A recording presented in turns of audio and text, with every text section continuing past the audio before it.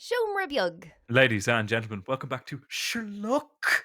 Sure, listen, the podcast that takes a pop at culture. Sure look. Sure, listen. Sure look. Sure listen. Sure look, sure listen.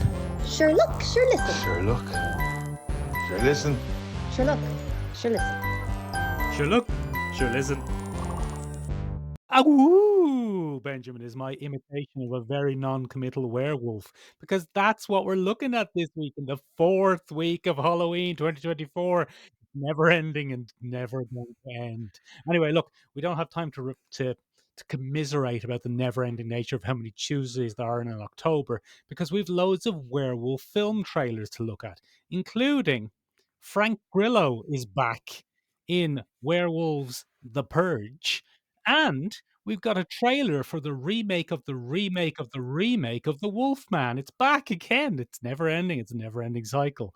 And speaking of creatures in the woods, Benjamin, do you remember Gizmo? Do you remember the Mogwai? They were pretty cool, weren't they? Let's make a whole movie about it. We've got The Legend of Ochi. And the most exciting of all the trailers this week is probably your best mate and mine. Not Tobey Maguire. What's the man's name, Benjamin? Esteban Reyes. Esteban Reyes. What? Stephen King. No, not Stephen little, King. little... The guy who's in it. The English guy who's in it. Yeah. Fuck. I just watched You know the guy I mean. Yeah, everyone knows the guy you mean. He's great. Everyone loves this guy. Anyway, he's in a new trailer. Theo for the James. Stephen King film. Theo James. That's the fella. You said Theo Esteban James Reyes, and is I'm the like, that's definitely not Theo James. Anyway, Theo James is back, Benjamin. He's in The Monkey, and it actually looks quite interesting. Benjamin, you sent me the trailer for Werewolves. You stuck it up on the Notion, and at first glance, I thought it was a trailer for a documentary about the indie Welsh pop rock group We Were Wolves, but it isn't. It's not, unfortunately, Michael, but we'll get into that a little later on the podcast. Should listen! It being October, Michael, I'd like to do a little visualization with the listeners. Okay, will I close my eyes? Yeah, close your eyes there. Now, ladies and gentlemen, anyone Irish who's listening to this, it's happened to you, right? You've been on the road. Sure. You've been on the road. The sun is setting. The rain is lashing down. And all of a sudden, you found yourself taken off the nicely established motorways of the Republic of Ireland, right? Oh, Jesus, be the hope. Suddenly, the walls around the place have turned to stone. They're piled up stones, and there seems to be sheep staring at you from every angle. Oh, Peter, hokey smokies. Moos cut through the night and send a chill down your spine. The Irish equivalent of werewolves. And then you drive down a very straight, what you come to recognise as Main Street, which has various shops on either side. But the most terrifying thing is it has 18 pubs in a 1 kilometre stretch. Oh, it's Macroom, County Cork. It's Macroom, County Cork. Ladies and gentlemen, you've found yourself in a creepy Irish village. And that's exactly what we're talking about this week on the podcast without the Irishness. What's going on in that creepy village, Michael? What's with this odd society? Oh, there's something sinister underneath the bloody 1 kilometre of pubs here, ladies and gentlemen. And that's what we're talking about. They might be pagans, Benjamin. Benjamin, what could anyone, except the small number of people who listen to this from the village of Macroom in Cork, what could any of the rest of the listeners do to give us an old dig out this Halloween spooky season? Yeah, if you're not from Macroom, County Cork, and you don't hate us, ladies and gentlemen. Why? Why'd you hate us, Macroom? What's wrong with you? God. The best thing you could do for us, ladies and gentlemen, is instead of a trick this Halloween, give us an old treat and give us a review wherever you listen. Go on. Go on, Where? go on, go on, go on. Sure, you might be listening to us on... Yeah. Get out of... Stop that. Stop that, Michael. Where's the button?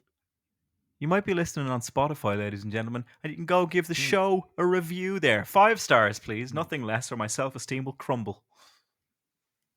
Poor Ben's self-esteem, ladies and gentlemen. He's got so little of it. It's more of a memory than an actual thing at this point, ladies and gentlemen. Come here to me. You might also be listening on Apple Podcasts. You can give us a review over there. Go on, go do that now. Go do that now. Go on, do it, or else Steve Jobs will rise from the grave at Halloween and spook the shit out of you. Yeah, probably. Probably that'll happen. Yeah, probably. Right. Okay, so Benjamin, just for clarity here, we're Hmm. not specifically deep diving this week into the film and movie trope that has been hugely popular over the last, say, 25, no, let's say 50 years of creepy pagan village cults. We're not narrowing our niche down that much on this episode. We're covering anything with a creepy village in it. Yeah, just about anything. We're keeping it broad this week, Michael. Is that Broad. is that a sinister priest or village vicar? Ugh, that's creepy, and it's a Oh, I village. see you have been to Macroom, Ben. I have several times, Michael. They haven't Yeah, caught me yet, though. They haven't caught me yet. no. Every time you manage to get out, just just like the about. film Get Out. Just like the film Get Out, which we'll talk about on this very podcast. Come here to me. But Michael, this kind of initial trope, I suppose, emerges from the Victorian era, and it's done in a way. Look, a lot of the reading public during the Victorian era, Michael, were your upper middle class to wealthy elite who had the reading ability and the income to buy themselves casual leisure reading material. Your London metropolitan elite. Your London metropolitan elite. Your lames, if you want, Michael. Mm, Uh, yeah. your lames. And the lames, Michael, found nothing so horrifying as the non-lames or the Oh, rurals. the culchies that we'd call them in this country. The culties, as we'd call them in this country. Now, Michael, there were two ways that a lot of horror authors, the likes of Bram Stoker, would set up their audience for a fall. First of all, they'd sprinkle in a little bit of the occult because that was all the rage, Mm. Michael. Sprinkle Oh, it yeah. in there. Num, num, num, num, num, num, num. Have a A little little bit bit of of Satan, occultness. most likely. Yeah, just a touch of Satan, just to flavor it, as it were. But Michael, what you'd really do is appeal to a lame's inherent sense of classism. And the way that a lame would know that horror was a coming was that suddenly the protagonist of whichever novel they were in would find themselves in the countryside with strange Oh, rural folks and their odd little customs. with the old peasants, is it? With their pitchforks Yes, with the pesantes, Michael. and their Um, moccasins. yeah. Nothing would send me fleeing into the depths of the night, Michael, quite like a welcoming committee in moccasins. It wouldn't Oh, happen. Ben, you won't like this then. I've got my moccasins on. Ah! Ah! Ladies and gentlemen, he's moccasined to the ankles, ladies and gentlemen. It's how horrific, Michael. How Oh, horrific. hard to Terrifying stretch in a stuff. podcasting booth. Yes, it's called the tiny room for a reason. It's not called the limber up room. No, it's not. But It's quite restrictive. but yeah, Michael. So essentially, you would set a rural. It was an easy way to set up something strange in a cult. It's not a metropolitan area. It's not an educated class. It's a creepy rural village. And Michael, that has lingered, I suppose, because it's an enduring visual that people can easily latch onto because they've probably seen an example of it before. Probably. Can't think of any though, personally. Personally, apart from Macroom, County Cork, which you seem to have some kind of. I forgot about Macroom. Yeah, sorry, I did forget about Macroom briefly there. Oh, it was great when I forgot about it. He wiped it from his mind, ladies and gentlemen. Wiped it from his mind and kept it out there. But Michael, that was taken and run with, and it's kind of one of the persevering tropes of occult horror, especially if you're going to introduce some element of maybe body horror or very sinister goings on. You hit the nail on the head when you said paganism, Michael. Mm. A lot of the time, the creepy village becomes a microcosm of older, out of date beliefs, things like that. Not like Yeah, good modern Christianity. not spot on, Michael. Not like good modern Christianity. Modern. Good, modern, wholesome Christianity. We won't have any undercurrents of weird old religions in your little villages, please. Yeah, we'll have less of that, gang. But Michael, of course, this was taken to a whole other level by the likes of H.P. Lovecraft when he came up with his two most famous creepy villages, Innsmouth and Arkham. I think you said H.B. Lovecraft there, which is a combination of the terrifyingly racist New England author and the delicious ice cream produced at Hazelbrook Farms. Oh, yes, a true ice cream, as it were. Oh, I scream, you scream, we've all been killed by elder beings. Oh, that's the best bit we've ever done on this podcast. And finally, ladies and gentlemen, we can call it a fucking day. That's We it. can call it a day now, Benjamin. Also, my camera just died, Ben. So, in case the viewers have seen that there's some sort of change in quality here, my camera just died. No idea why. We think it's something to do with Halloween. Yeah, what a great example. Just an omen and a great pun to end the podcast on. It's all over. Game Ooh. over. But Michael, we don't only see it in kind of traditional horror writers and that kind of thing. The creepy village kind of it grew its own legs, Michael, when it came to America, because creepy villages and rural settings in colonial narratives of the Victorian era from England are pretty standard. If you were foreign, you were a creepy village. Do you know what I mean? Yeah, yeah. Or Innsmouth, Benjamin, where everyone was kind of weird semi-fish people with unpleasant stares. Yeah, don't shag your cousins, ladies and gentlemen. Inbreeding, no good. That's how you get No, Benjamin, fish it people. wasn't inbreeding. It was fish people coming up out of the sea and breeding with them. Remember, you're thinking of a leak slip, actually. You're not thinking of the Innsmouth look. You're thinking of the leak slip look. You can't That's, say I think, what's gone wrong there. Yeah, you all right? I just didn't I think you're all expect right. that. I didn't expect that. I just didn't. That's the leak slip look you're thinking of, Benjamin, not the Innsmouth look.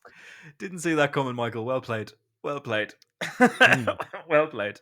But Michael, when it came to America and the creepy village, it kind of took on a life of its own, particularly as a trope. It became a much better way of looking at the kind of insidious nature of the American suburb that became very, very prevalent in the American dream propaganda post-war in the late 1940s, early 1950s. The idea of the white picket fence, that kind of thing that we always talk about. And ladies and gentlemen, whenever you go to a village and it's very saccharine sweet and holier than thou and a bit righteous, you should probably get out of there as quick as you can, because you're probably going to be sacrificed in some Mm. form to Yeah. something. Yeah, probably some sort of ancient demigod. Yeah, one of the earliest examples that we see of that, Michael, was The Lottery. And that's a short story by noted short story writer and author Shirley Jackson over there in the States. Okay, yes. Shirley Bessie Jackson, yeah. I don't know if that was her name. I can't actually support that. But Michael's very knowledgeable on this kind of thing, so I'm going to give him the benefit of the doubt No, in this I've particular just case. made that up. I'm just mixing it up with Frankenstein. Benjamin, progress the notes. I can't see your notes, so I don't know where you Michael, are. Oh no, there you were I'm, still on this it's at page. the bottom. It's at the I bottom, could Michael. I can't believe we've only gone this far. Ladies and gentlemen, we're having a bit of a mare. There's a storm in Ireland today, and I've lost internet twice while we've been recording this, and my camera has died. So Ben has no doubt flawlessly edited this together, but just for your sakes, know that however far into the podcast this actually is, we've been recording for 52 minutes. Just do that, bear that in mind. And give Ben a little bit more. And this is coming from me. And I'm asking you to give Ben a little bit more benefit of the doubt this week, because it's not good in Ireland today. There's a lot of internet problems and power problems. Things are a Anyway, bit messy. it's a bit of a bloody lottery, Benjamin, whether we're going to get this done or not. Very good, Michael. But The Lottery, Michael, in Shirley Jackson's short story, was published in the New Yorker in 1948, and it describes a small American community, the standard post-war idyllic scene. But they Yeah, have yeah. an annual they have an annual tradition called the Lottery, Michael, and it's intended to ensure a good harvest and purge the town of bad omens. Right? Oh, very good. The Neil Yeah, Gaiman book. Is this because of the allegations? Is this because of the allegations? That's the Neil Gaiman biopic. Is this because of the allegations? Question mark. But yeah. So what happens is in this lottery, Michael, everyone has to play, but Yes. at the end, they don't win a bloody prize, Michael. Oh no, what do they win? They get stoned to death by the other townspeople. Oh no, like in that film, any number of them. Any number of the films. The Wicker Man, for example, from Hmm. 1974 is a great example of that. But that kind of sacrificing to preserve the idyllic environment of a suburb or a village became the dominant insidious evil element of this trope. Um, Shirley Jackson caused uproar when this was published in the New Yorker. It got a hugely negative response from people, and she received a ton of hate mail. Subscriptions to the New Yorker were cancelled all over the place. Jackson got somewhere in the region of 10 to 20 hate letters a day, which back then Oh was my quite a god. lot, ladies and gentlemen, because it took effort Yeah, to write a letter. Um, exactly. I'd like to see her coping with the comment section on the internet. See how she does. 20 hate messages a day. Oh no. yeah, Oh, how would you ever cope? but this Michael establishes a lot of the tropes that would kind of go on forward, but it had a serious impact, and it challenged a lot of people's ideas of the white picket fence at the time. But it also got banned in places like South Africa, Michael, at the time, because some parts of Africa still use stoning as a punishment, and this obviously uses it as the evil hook, the Mm. barbarism at the heart of idyllic suburbia. And South Africa was like, well, that's just a Tuesday for us. But look, Yeah. it's pretty interesting. So that's kind of the insidious creeping evil behind the white picket fence becomes the dominant American form of the creepy village, Michael. And we'll talk about that a little bit as we move on in this particular thing. Let's move on to the notes, Michael. Let's move on to the All notes. right. Yeah. Very good, Benjamin. You've gone straight to the Wicker Man, but I'm going to cut across you because this week Gee, I go watched on. BBC's 1970 Play for the Day, Robin Redbreast. Now, Benjamin, you tell me that you've heard of it. Robin Redbreast was an episode from the British Anthology series, believe it or not, the British equivalent of the Twilight Zone, but they're not all spooky, called Play for Today. Mm, And it's from the 70s. The BBC have lost the original color film of they this, so have. only Yeah. the black and white version exists, and that's the version I saw. But in a way, being in black and white makes this even creepier because it's set.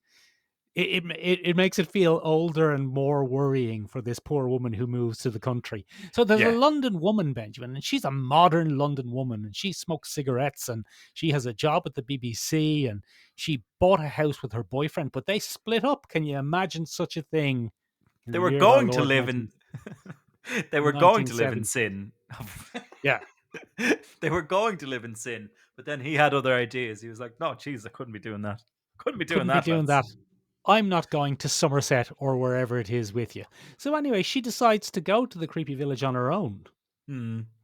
And when she's in the creepy village, she meets all sorts of characters, including the local busybody slash knowledgeable man about town, Mr. Fisher, who seems to know a lot about history and culture and politics and archaeology. Very knowledgeable fellow altogether, it seems, but a bit of a creep.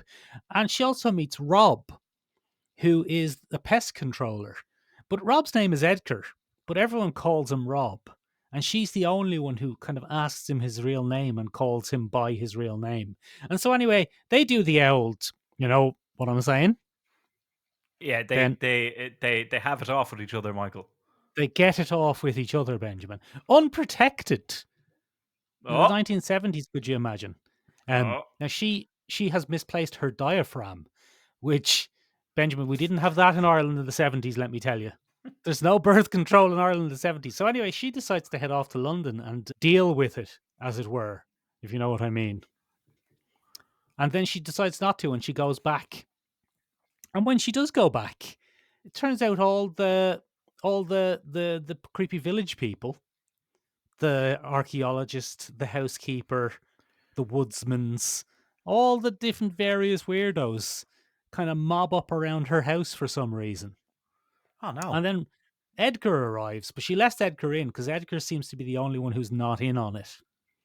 And by hook or by crook, Benjamin, they get into the house.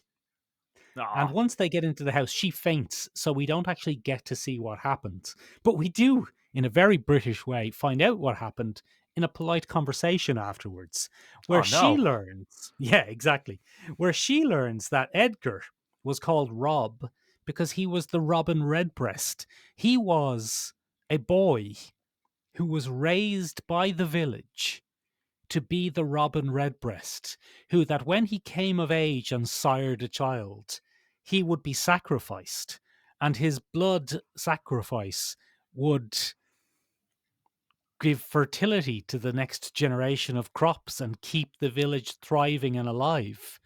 And by the way, since it's your baby that Rob, we'd be very interested in taking him off your hands if you don't mind. So you just Oh. hand him over to us and we'll get him raised up in the local orphanage. And she says, and then in 20 years, and they tell her, that would be none of your concern. Don't you worry yourself. And she says, oh, holy Jesus, I'm getting out of here. And does a big leg. As one would. Yeah, poor Elnora Palmer and her Robin That's her Redbreast name, yeah. son. Yeah, brutal stuff. You'll notice, Michael, I had all those details on the screen for you, but you chose not to read them. Yeah, I didn't want to read them. I watched it. It's close enough. Doesn't matter. She might as well have been called the woman. Yeah, But I mean, it's a very it's all of it's all of your classic British village pagan cults, human sacrifice tropes, to the point that when she's driving off in the car, the last shot of it's almost movie length. It's about 75 minutes. As she's driving off in the car, she looks back and all of the villagers, and by all of the villagers, I mean the 4 actors that they cast, are no longer themselves. They've been recast as some sort of collection of pagan deities. So oh. Mr. Fisher, who seemed to be the leader of this cult, has the horns of a pagan a pagan sacrifice god, very briefly. So maybe they'll be able to get her son, even if she goes back to the big city. There might be no escape for Nora Palmer and her little Robin Redbreast son, Michael. Now, Michael, Right. I'd be willing to make you a bet based on All right. that fantastic summary of Robin Redbreast from 1970 Yeah. that somebody at the CW at some point in their life saw that episode and said, do you know what? I'm going to make that a staple of CW's supernatural TV show and Smallville. Oh, Smallville and Supernatural, the double S's as we call them, the old SS. The double S's, sexy teens with possible superpowers who do things that people can't understand. Hmm. That's pretty much the mandate. But there are 2 particular episodes, Michael, that follow that plot almost to a T in 2 cases. One is in Smallville, and it came a little bit later. In Smallville, there's a cult-like community somewhere that believe they must sacrifice individuals to maintain prosperity and protect the town. Benjamin. And Lois is chosen as the yes. I think it was Alison Mack that was chosen. I think it was actress Alison Mack. I think you've mixed up real world and fiction again. Ladies and gentlemen, if you don't know, if you're not aware of that, that's a good old fashioned deep cut from young Michael there. Poor old Alison Mack, she has taken to the cult. Poor old Alison Mack will never get her back. But come here to me, Michael. It's much worse than that because Alison Mack was actually a key figure in that cult, and it was all very messy. Yeah. That's no use. That's not a bit, ladies and gentlemen. That's not no, it's true. That's true. It's a horrific moment of actual reality. But Michael, so in that one, Lois naturally is chosen as the sacrificial lamb, as it were. And poor L Superman has to jump in. Clark has to pop in. I think there's a I think poor old Superman. Poor old Superman. Poor old Superman. He really does struggle, doesn't he? He has to pull up his socks, Michael, and he has to head on in there. and save Lois again. I'd love, Michael, if just once Superman is just like, oh, do you know what, Lois? Do it yourself. Just, do you know what? Please, Lois, Is this stop investigating everything. Are you even a reporter? If you are a reporter, you're too old to be hanging out with me because I'm in high school, I think. Lois? Is this because I said I was going to the pub to have some beers with Jimmy Olsen? Is this why this is happening? Which of you else? Is this why Yeah, and suddenly Pete. the cult has me again? What happens is obviously Superman has to step in. Mick, I'm very sorry. I can't do the podcast this week. My good lady friend has been captured by a sacrificial cult again. I'm ever so sorry. I must simply go and rescue her. It has to be done. It has to be done. But Look, here's the message. She doesn't seem too worried, to be honest. Just says, Ben, another cult has got me. Any chance of a dig out? any chance of a dig out there, please, lads. But yeah, so I mean, that's a pretty standard narrative, and it becomes an all-American narrative, Michael, because we see it again in Supernatural. Even more invoking of Robin Redbreast, because in Supernatural, the boys, the Winchester boys, Sammy.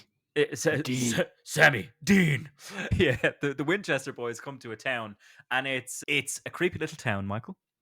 It is indeed. And people keep going missing in that town every couple of years, and they meet a nice couple who they think are probably sacrificing people. Oh yeah, go on. And they do their whole investigation. They're trying to figure out how these people are mixed up in this. And there's the question of, are they just serial killers, or are they real monsters, or what's the crack? But it turns out, Michael, Pair of gods. it's just a pair of gods. It's just a pair of hungry gods hanging Benjamin, out in a backwater. is that the episode with Paris Hilton in it? Yeah, I think so. Is Paris Hilton in that episode?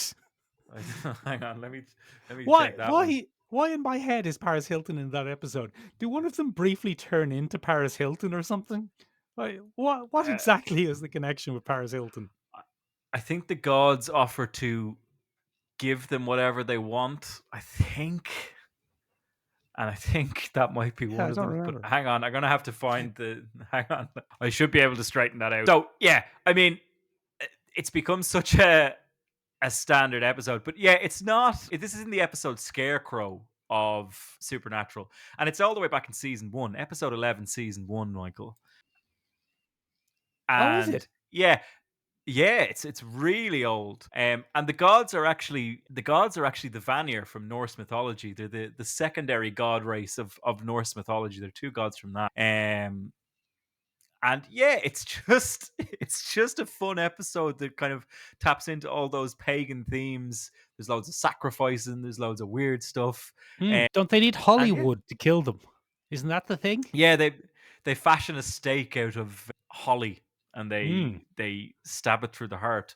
But yeah, it's called Scarecrow, and it's a big ugly buggly scarecrow god, and it's very interesting. It's a good old episode. But again, what's going on in that creepy village? And of course, Michael, that's famously popped up in loads of different places. The creepy village sacrificing people is kind of a bog standard gig, you know. But there's loads of other ways we see this as well, Michael.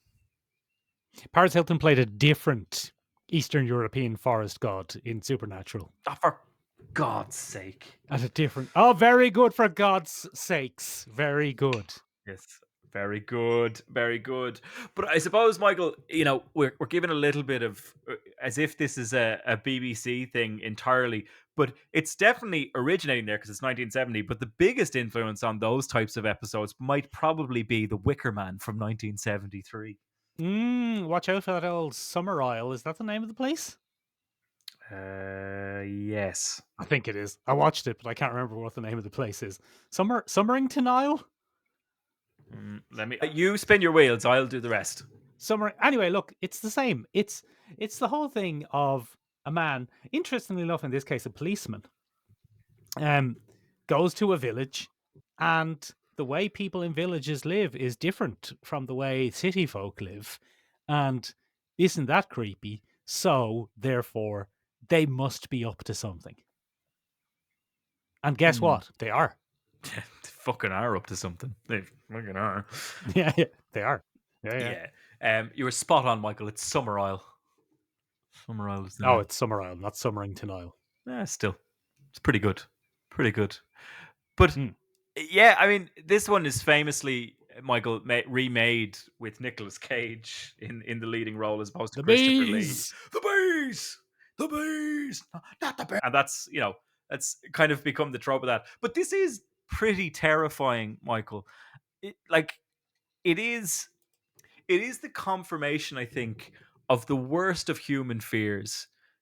That these people don't like me, and they're going to do something about it. That's, I think that's probably one of the primal human fears, Michael, is if I don't fit in with this group of other animals, I'm going to be out on my own, and that's not good. Hmm. I think it kind of taps into that. But this does the worst thing, because very often we will go to somewhere like, oh, I don't know, off the top of my head, Macroom, County Cork, right? For example, For example, and you'll walk in the door of a pub in Macroom, County Cork, and go on. people might turn and look at you, and in your head, as a socially anxious human being, and not you, Michael, because you're transcended beyond all that silly anxiety stuff. You don't suffer from it Yes, yourself. I've no time for it, Benji. No time for it, Michael. But for the rest of us mere mortals down here in the muck in Macroom, County Cork, we might, Michael, go, oh Jesus, oh, they know I'm an outsider. Oh, this isn't going to go well for me. I won't make any friends. Oh, but Jesus. But stuff like the Wicker Man, Michael, takes it to a whole new level. It is societal protectionism on steroids, because not only do the people of the town not like you, but they're going to use you to make their lives better, and it's not going to end well for you at all, at all. No, you get sacrificed inside a big flamey thing. Yeah, and they'll pour bees on you. Awful, awful stuff. Just to be clear, though, Benjamin, just because I think we'll get notes if we don't say this, he doesn't play the Christopher Lee role. Does he not? He plays the Edward Woodward role. Yes. No. Christopher Lee is Lord Summerington. I didn't know. So he's the he's the baddie. Although you don't really know that he's the baddie because he presents as the worldly friendly, almost too friendly. Like this is the thing about this genre. One of the big kind of twists of all of these genres is that everyone has to be in on it. Yeah. Like that's a kind of key point to this. The authority figures, whether they be old worldly power or just people with social power in kind of the American versions, the law enforcement, if there is any, the local pagan rituals are more important than their duty to the law. Like the kids are in on it. The kids are skipping around and dancing and celebrating as people get burned to death. Every single person has to be. Riverdale did this. Do you remember we talked about Riverdale before and it inspired our show? Riverdale did an episode where Archie, the main character of Riverdale, gets sacrificed as the summer virgin sacrifice. And in that, again, it revealed that everyone was in on it. Even his girlfriend and his friends, the whole town is in on it. And that's the key twist. And something that does that key twist really, really, really well, and it's not on your list, I don't think, but is Hot Fuzz. Oh, Michael, it's not on the list, but I was just thinking that as you were listing off those various tropes. Probably the best deconstruction of this trope is Hot Fuzz. Deconstruction, but also honest recreation of. The only difference is that Sergeant Nick Angel maintains allies, and that's how he's able to come through. And the interesting twist in it is that it's the police that actually turn out to be the only good people in the village. Yeah, exactly. Yeah. Michael, I just want to... Which you wouldn't get that made in the year of our Lord 2024, Benjamin. That wouldn't fucking happen today. I tell you that much. I do find, Michael, speaking of things that probably wouldn't fly as well in the year of our Lord 2021, 2024, if you're up to date. Yeah, even. Yeah. But it's funny when I watch things like, the Wicker Man or any of the ones set in England where it's a creepy English village. They never would have flown in Ireland because our automatic inherent fear of the English would have had us going, don't trust them. don't trust them. I don't know what it is, Yeah, but you're don't. stop it. Stop Yeah, that. doesn't matter that he's posh. Makes it worse. That's even worse. It's worse. Get the fuck out of there. Perhaps, Michael, Hot Stuff is a great example of that, Michael. And it is Hot stuff, did you say? hot love it. stuff. I love it. One of my favorite films, Hot Stuff. Yeah. Hot Stuff, ladies and gentlemen, from 1974, a very different type of 70s movie. Mm. But come here to me, Michael. Hot Fuzz is a great example of that. And one of my favorite bits in it is Simon Pegg's Nicholas Angel as Nicholas, yes, exactly. as the paranoia seizes him, Michael, and everyone becomes complicit in the thing, right down to the man that he thinks could be his best friend Yeah. in Nick Frost. And it's fabulous. That insidious, creeping kind of like, oh no, everyone's in on this. Everyone's doing it. Everyone's keeping it together. And of course, And it's awful. if Hot Fuzz wasn't a satire and a takedown of the genre, it would have turned out that the cops were in on it. And he was a fool all along. And it would have ended with him being sacrificed. And if that's where it had gone, instead of a cathartic third act action movie showdown gunfight, then Hot Fuzz would have been just a textbook example of this category of filmmaking. Just another entry into the genre, as it were, Yeah, Michael, as it were. exactly. There's, I've spoken about this one on the podcast as well before. Another kind of deconstruction of that, or inversion of the ending, because you spoke there about how, if it didn't end with the hero overcoming it, it would just be another entry. But one that does it very well, Michael, is The Apostle. And we've spoken about this on the podcast before sometimes as well. Do you remember The Apostle on Netflix? No. Was Patrick Stewart in that? No, it's good old Michael Sheen and Dan Stevens. Oh, yes. Yeah, that's who I was thinking of, actually. Yeah. Funnily enough. That was the film I was thinking about. I don't know why Dan Stevens and Patrick Stewart swapped places in my head. That's weird. They've got it is an interesting switch, but sure, look, The Apostle is pretty interesting. Dan Stevens' character is, I suppose he's a former soldier, kind of bagman is kind of his role in it, Michael.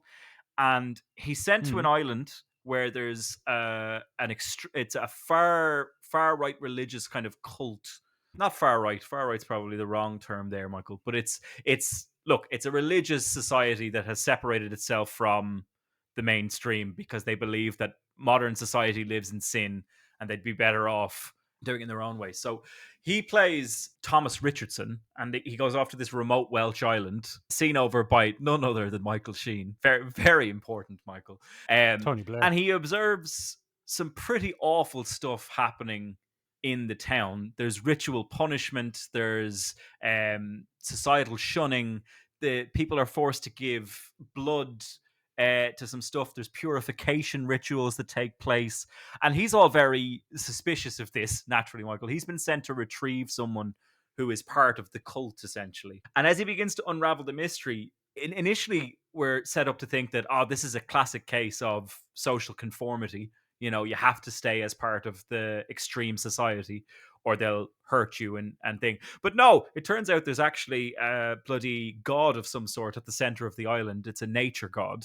And all of these punishments and bloodlettings are feeding the god. But my favorite thing about this, Michael, is that the true villain is the interpretation of the scriptures all along. Yeah. So it turns out that Michael Sheen's character has been feeding the god blood, but it's actually corrupted the god. So the god didn't want that at all. The god is a natural nature god. And all it requires is regular harvest and stuff like that. Blood sacrifice is not a thing. But Michael Sheen was like, I'll feed you some blood and that'll speed up the process. Some black pudding. Some black pudding. And then, of course, Michael, it doesn't quite have the heroic end because Dan Stevens' character has to take the place of the god. That's everyone's dream, isn't it? It's everyone's dream. So he becomes the island, Michael. So there is something going on in that creepy village, but it didn't have to be at all. They could have just had a nice time. Gross. Benjamin, we haven't talked about bloody Florence Pugh. What's Florence Pugh doing on that island? Oh, Florence, don't go to the island. Don't get be off doing it. that. Michael, we have spoken at length about Midsommar from the gang over Mm, there at A24. The the movie that launched 1,000 horror ships, as it mm. were, for especially for A24. But in the case of Midsommar, that's a great example of humans just being shite. It's the worst. Bunch of shite bags. just just being the worst. So sometimes in these Although horror movies, yes, they do kill Jack Rayner. they do. It's awful. It's No, that's awful, fine. Michael. There's I've no problem with oh, that. okay, right. Sorry, I didn't Anytime know Jack this was a. Rayner dies in a film, I go, oh yeah, that's grand. That's grand, I actually. didn't. I didn't know we were a Jack Rayner hate cast, but apparently we are, Oh, we ladies and are. gentlemen. Remember in That's Transformers when he had that little card that said it was okay to sleep with a 17-year-old? the Romeo and Juliet clause, Michael. The Romeo and Juliet clause that he had Yeah, on a card, yeah. just in case he ran into Laminated. one of his. Just in Laminated. case he Yeah. he ran It was into laminated. one of his girlfriend's fathers, he could instantly Yeah. be like, "Ah, da, da, da, da. You can't say It's shit all to me. above board. Yeah. I'm Now allowed to do it." I know that wasn't the actor Jack Rayner's fault, but at the same time, I also know that the actor Jack Rayner didn't get killed in Midsommar and stuffed inside a bear. So, Yeah, it's a fictional revenge. yeah. So these guys go to Hälsingland, which is a region in Sweden, Mm, Michael, and they encounter a society that seems to stick to the old ways really rigorously. they're And definitely the baddies then. I suppose one of my favorite things about this, Michael, is that it kind of raises awareness of how cults work. We've talked about that a little bit before. One of the great barometers of someone's level of media literacy is how do you feel about the end of Midsommar? Mm, I thought it was great Yeah. So why did you think it was great, Michael? because she became the thing, remember? And Jack Rayner got killed. All right, okay. So that's probably a skewed survey Yeah. there, ladies and gentlemen. But you might ask someone that question and they might say, oh, good for her. She got, she found her place and, that guy was going to dump her and he's a bit shit. And you're there going, I don't think that's how you're supposed to take that. I don't Oh, think you've that's how it's supposed misunderstood to this go. film. You've You've misunderstood misunderstood. this film altogether now. You've misunderstood this film. The horror of Midsommar, Michael, is that she has been 100% converted by the cult. They got her. Um, They they have some got her. actor. She got macked, Yeah. and that's what's going on there. So the true horror of Midsommar is there's not always a weird deity pulling the strings. There's sometimes Sometimes what's it's going just on. Swedish people. Sometimes it's just the Swedes. But Michael, I suppose in all this we've skipped over what is probably one of the best examples in the last 100 years, Michael, of what's going on in that creepy village. Oh, I'd love to hear it. And then that's all because we probably should move on. Because we probably should move on, Michael. We've lost the run of ourselves in this podcast, ladies and gentlemen. We keep Although, Benjamin, just who knows how much of this is usable? I As I said, certainly don't. there's been a lot of editing today, ladies and gentlemen. So give Ben a slow round of applause for Ben for maintaining his sanity. Or has he? Well, only time will tell. Michael will find out today, Tomorrow. Tuesday. Yeah. But the rest of us won't know until next week's episode, Michael. Speaking of, ladies and gentlemen, if you plan on tuning in for next week's episode, you might enjoy us as a podcast. So that means you should give us a review. If you've made it this far at this point, you probably like what we're on about. So go on and give us a review wherever you're listening. Subscribe to us on YouTube. Give us a follow on the social medias. It's all linked conveniently down below in the description. Go do that for us. Go on, off with you. Very good. We'll wait. Benjamin, I don't want to worry you, but your audio level isn't moving up and down at all. I can't see it anymore.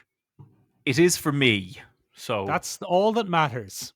I hope that's all that matters. I don't know. Can you see mine? Is mine moving up and down? I can't see yours. Fine, it is. Okay, sorry. Carry on. Carry on with the podcast. Everything is probably fine, ladies and Everything gentlemen. is probably fine, just like in The Wicker Man. Just like in The Wicker Man. But probably the most famous example of there's something creepy going on in that there village is Go on. the fictional setting of Derry, Maine, that Stephen King seems to be a little bit obsessed with. You've got Saoirse, you've got Michelle, you've got Claire, and they're the Derry girls. I should have thought about this first. I think I just used one of the actors' names and two characters. Yeah, I don't think you hit the nail on the head there, ladies and gentlemen. That was a riff on Derry Girls. Derry girls, I was talking about. The very popular bloody show on Channel 4, and then Netflix, I think, although I can't remember. Now, But Benjamin, yeah, I'm going to argue with you that Derry, Maine is not a village. It's a small town. And small town horror and village horror aren't exactly the same. they are not. All right, go on, tell me more. That's all I have to say, really, is that small town, like with village horror, for example, Wicker Man, or even the village of Somerset, or whatever the hell it's called in Hot Stuff, or the island of Summerington Isle on oh, that's Wicker Man again, or I can't remember what the name of the village that she goes to in Robin Redbreast. But in those, in village horror, everyone is in on it. Everyone. In small, everyone is in on it. In small town horror like Derry, Maine, the people who unwittingly or through fate or malign forces, but the people who live in Derry, Maine are the victims. And I think that's a key difference. Okay, that's a fair point. There's something creepy going on in that village, and they're being made to ignore it. In Or they're Derry, in Maine. on it. They're just in on Or- it. Well, But this is the okay, interesting thing. So yeah, go on. the setting of Derry, Maine is a fictional setting that Stephen King created to set his stories in, and we get loads of them, Michael. But it turns out that Derry, Maine is the site of the creature It from the creepy clown thing that we've all had to deal with for the last few years. We all float And down here, Jimmy. we all float down here. And what happens in it is that this creature millennia ago, Michael, landed there on kind of a lodestone from the cosmos, if you want. Yeah. A bit of Um, cosmic detritus. yeah. And he's just stuck there because he likes it. And it comes out every 27 years and it devours children. And everybody knows this happens every 27 years. Things go awful. But it seems to be that when you're a child, you can witness this horror or have some concept of it. But adults seem to be blinkered to the horror of what happens in Derry, Maine every 27 years. They don't take stock of it correctly. They can't. They're blinkered to it, as I said. And that would be fine in itself, Michael, if it was just the setting of it. But the interesting thing that happens is it is such a corrupting influence on the area of Derry, Maine, that loads of other works pop up and feature some part of Derry, Maine in it, which is really, really strange. Pet Cemetery has a link to it. Bloody Insomnia by Stephen King has a link to it. His strange time travel one has a link to it. He actually meets members of the main character in his novel, which is the 110654, I want to say, but I might have that wrong. The exact numbers, yeah. He meets members of the losers clubs, who are the children who take on the monster. Even his own son, Joe Hill, makes reference to Derry, Maine. And so Derry, Maine has become this thing. Jerusalem's Lot is there from Salem's Lot from bloody the vampire one that Stephen King does. It's an awful place. Don't go to Derry, Maine, ladies and gentlemen. It's all corrupt and terrible. Absolute shitebox of a place. Absolute or leak slip. shitebox. Or leak slip. Don't go to leak slip, ladies and gentlemen. If you can help it. Or Macroom, County Cork. Stay away. I think, Michael, we can probably kiss our sponsorship from the Irish Tourism Board goodbye. That's the end for us. Yeah, and Macroom cheese. And Macroom cheese, yeah, they've forsaken us. But Michael, I suppose we're going to have to wrap it up nearly here, aren't we? And move on to our trailers. No, we're looking at trailers. Yeah, we have to look at trailers. Let's look at trailers, Benjamin. Let's look at trailers. Ladies and gentlemen, the creepy bloody villages. What's your creepiest village where you live? Let us know in the comments down below. Go on. No reference to pop culture. No reference to pop culture at all. We just want to hear villages in various countries just getting it. Yeah. So, Michael, do you want to know how I discovered that Hollywood's cocaine budget is as big as it ever was this week? Was it the trailer for the film Werewolves? Yeah, it was. So somewhere, again, let's do another little visualization here, ladies and gentlemen. All right, I'll close my eyes again. Somewhere in Los Angeles, Los Hollywood, Angeles, yeah. I'm there. I can hear the sirens. Tinseltown. Yeah. And the next thing you can hear is probably Yeah. Oh, I can hear okay, it. Yeah. okay. Someone's been shot, Ben, in the meantime. What if it's werewolves, but the purge? The Persian What? But Benjamin, how did you get Frank Grillo in here? So it could be Frank Grillo that pitched this because Michael, Frank Grillo is the B movie star of our times. Oh, he's incredible, isn't he? He's incredible. First of all, I think Frank Grillo is still kicking himself that he never got to play the Punisher. I'd say Frank Grillo hates John Barenthal, especially because Grillo was in the MCU first, and Crossbones really feel like a character that could go down that road, but then didn't. But Grillo was also, he made this film. He was in The Purge 6, Let's Go to Mexico, or whatever the hell it was called, which was this film minus werewolves. Spot on. You are spot on. Frank Grillo has been in this film before. Ladies and gentlemen, Michael has not been possessed by the spirit of a 1940s mannequin doll. He's just trying to give me a slightly easier time when it comes to editing this week's abysmally. Fucking hell, Benjamin. This storm, Jesus Christ. We've been cut off so many times. This might be a 20-minute episode by the time you harvest something useful out of it. Anyway, yes, Frank Grillo, he's already done this. They weren't werewolves. I like this idea. Ben, you tell me this. At the opening of this, it does a kind of Scream-esque opening of there's a girl making popcorn and werewolves get her. And then it goes on and it's like, oh, don't worry, it's an action film. Don't worry about that. It's not a horror film. But it says, a year ago, 100 million people or whatever were turned into werewolves by a supermoon. That felt like they were summarizing a previous film that I haven't seen. No, they weren't. It's just this. I think, look, someone has come up with this concept of someone did this as The Purge with the werewolves. Purge with werewolves, and they were like, yeah, but I mean, there's a few logistics issues of setting up a society that understands this, that understands that there's a mutation element to it, that understands that we have to give them a bit of time to build a retractable roof that stops moonlight from hitting our society. I think that's just the stadium roof, Ben. I think that's just stadiums have those. Michael, I was really hoping it was an entire society under a roof because I would have enjoyed that. Keep the moon away. Yeah. Just to keep the moon away.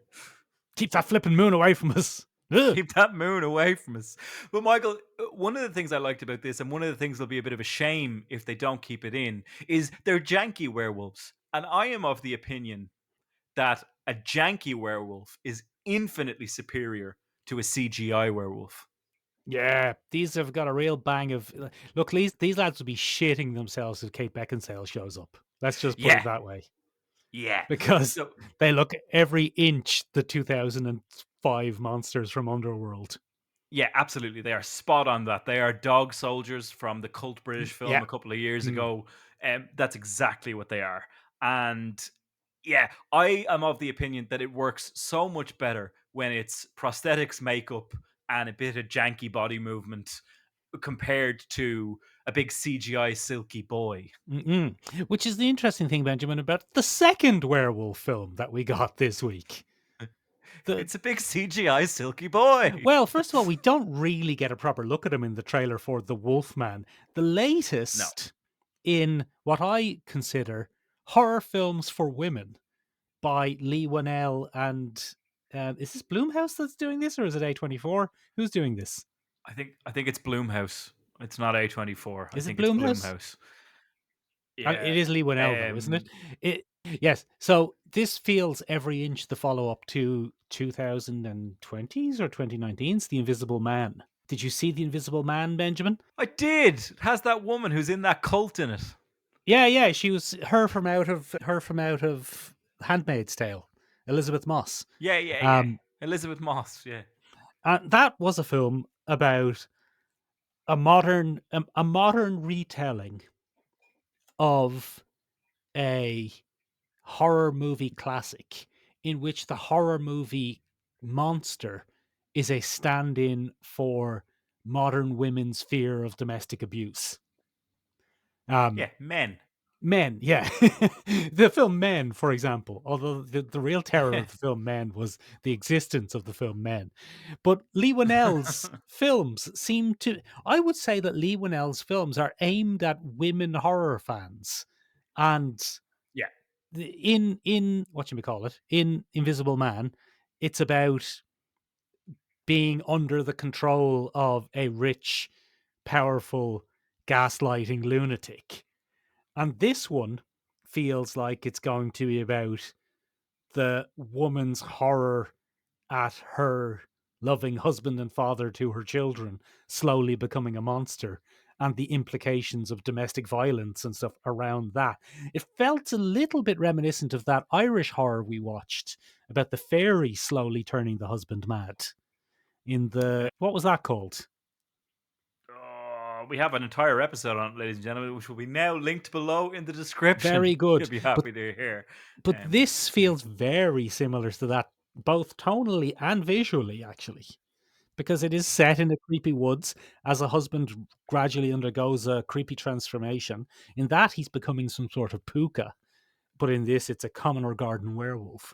Yeah, I think one of the things I liked about this trailer, Michael, is it's a little bit of a different take on what that transformation costs the victim. So we see kind of a breakdown in communication in that trailer between the wife and the husband, but from the husband's perspective, where she's talking to him in the kitchen, essentially. And they change the lighting and the stuff, so we understand that it's from his perspective, and it's just coming through as garbled kind of noise to him because he's losing the ability to communicate effectively. And I was like, oh, that's a bit different. I think that fairy film we saw did that. Yeah, it did a bit. I think it did. A bit. I think it this did. could just be that again. I think, I mean, the whole thing to me was going, I've seen this before. And it was that fairy film about the man turning into a puka that I can't remember the name of. That's really annoying me. What was that film called? Oh, what was that film called, ladies and gentlemen? Ah, that's going to drive me mad. Don't Go in That Forest, it was called. Put up the iron. Put up the iron on the doors. I cannot remember what that was called for the life of me. I'm cutting this out. I'm not leaving in all this bloody You have to leave jibber it in jabber there. and trying to hang on. Irish horror films. This is great podcasting. Great podcasting. All together. Great podcasting altogether. What was The it called? Hallow was the name of that film. The Hallow. Good man. The Hallow was the name of that film, Michael, and that's what it was called. But anyway, look, it's a good example. Great stuff, good work all round. But yes, come here to me. Go on, Michael. We got another weird thing about transformation and the changing of species a little bit. I think maybe in the Legend of Ochi this week from A24. Is it? I thought this was just E.T. A little bit of E.T., a little bit of Gremlins. A little bit of Mandalorian. A little bit of Mandalorian. Yeah, a little bit of here's a little cute thing with big ears that we can sell merchandise of. And that's enough about Finn Wolfhard. Yay! Hey-o. We got him. We got non-problematic actor Finn Wolfhard. We took him down a notch. For no reason. So this is kind of interesting, Michael. It's an original idea, which Horrible. shocked me. I nearly fell over. Absolutely I nearly disgusting. fell over. By a guy called Isaiah Saxon. And he's an American film and music video director, and he co-founded an animation studio called Encyclopedia Pictura. And he's a huge fan of mixed media animation. He really believes in animation as a genre. And actually, he did a lot of the art for this film himself. So it's a pretty interesting premise. There's a remote northern village. Yeah. We're led to believe by some of the artifacts that it could be a post our society village. Yeah. It could be humanity a couple of thousand years on from where we are right now. And there's a young girl called Yuri, and she is raised to never go outside after dark because of the Ochi. They're big yolks. they're big yolks, and they'll hunt you, and they'll eat you, and they'll sort you out. And my favorite thing about this trailer, Michael, is that Willem Dafoe is back having the best time of any man working in Hollywood ever. He's just having a great time, isn't it? Much better use of Willem Dafoe so far than in Beetlejuice, where I think he was underutilized. I don't know why you would underutilize. I don't know why you would underutilize Willem Dafoe. It seems like a crime. Yeah, what Use would him you be well, thinking? Yeah. ladies and gentlemen. Use him well. But yeah, so look, naturally we have this classic thing of, children aren't racist, they're taught racism. And two younger versions of both species, the Ochis and the humans, have children, and Yuri is a child, and she finds a little Ochi baby, and she decides to save that creature. And that's the bond that happens. That's our ET moment for this, Michael. Look, it could be fine, but there's a lot of controversy surrounding this movie, Michael. Oh, is that why it's on here? What's the controversy? Is it that Finn Wolfhard is the baddie? It's not. It's that Isaiah Saxon has had to come out and defend his film because lots and lots of people think that this is AI because it uses a blend of practical effects for the Ochi, the little baby Ochi, and CGI. And clearly the backgrounds are animation based. And loads of people are like, oh my God, this is AI. And Isaiah Saxon, who is a firm believer in animation and mixed media, has had to come out and be like, actually, it's not. That's 200 individually painted backgrounds, which I did myself for this film and have been animated to work as a fantasy setting for my original fantasy idea. But I thought it was really interesting because it's become a thing now whenever we see maybe a special effect that doesn't quite align with our traditional concept of a CGI, and we go, oh, that's AI. And I think it's the great crime of AI that we now see it everywhere. Do you know what I mean? Even if it's not there. And poor Isaiah Saxon is having a terrible time. He's out there fighting for his life, being like, it's not AI. I swear to God, it's not AI. That's fine. Stop You it. use AI to write the descriptions for these episodes, though, don't you, Ben? I do, yeah. Yeah, Absolutely. like, I'm what's- not listening to this. I'm not listening to this. But that's like AI is just a tool. Yeah, I mean, look, it is and it isn't, Michael. I think people get up in arms about it when it's a tool that takes away jobs from people in creative industries, which is fair enough. Which is Luckily, but that's the same time any just a tool comes out. Isn't that exactly what happened with the digital art in comics 20 years ago? yeah, I mean, it was a kickback back then, but I don't know. I think it's hard to describe, really, isn't it? I mean, luckily, you and I are creatively bankrupt, so no matter how Bankrupt. much we use AI, Yeah. it's grand. I never Do you could know have what I came up mean? with the idea of like bringing a baby gremlin back to the gremlins. It does feel. Look, I say it was an original idea. It's every idea that anyone's ever had for a fantasy movie Yeah, put yeah. into a film. It's a But little look, mogwai, Benjamin. He makes the same sounds as a mogwai. He's like, he does little singings. Yeah. But yeah, I mean, look, that's the thing that's going to happen. But Michael, What? Michael, the funkiest trailer of the week, and we've got 3 minutes left to talk about this, Michael, All is right, go on. Theo James and the Monkey. He's back in the monkey. Benjamin, this is based on a Stephen King short about a man who gets a wind-up monkey and it's cursed. And it kills everyone Pure in his cursed. life. And Don't be messing with that. And when we saw the trailer for this a few weeks ago, we said, there's potential in that. But this trailer looks great because this is a black comedy, it turns out. And it looks quite fun.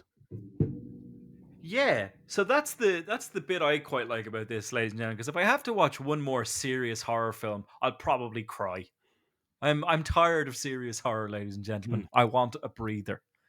Just an old want black to breathe. comedy. Just set a baby on fire on screen for us for a laugh. For the shits and gigs, Michael, as the kids would say. That's what The they'd shits say. and Yeah. gigs. Now, Benjamin, I suspect that it'll turn out that that's not a baby in that pram, but it's still a bold choice to put in a trailer, isn't it? Strong choice, Cotton. Strong choice. Yeah. But yeah, it's bold move, Cotton. Bold move. I just fucked that. But anyway, That's hard. my favorite bit about this is Theo James narrating this every once in a while. And one of the quotes that pops up is, those deaths are really fucked up. Yeah. And I was like, all right, so that's the tone. But one of the things that struck me in this trailer, Michael, is the absolute silence at the start of it. Go on.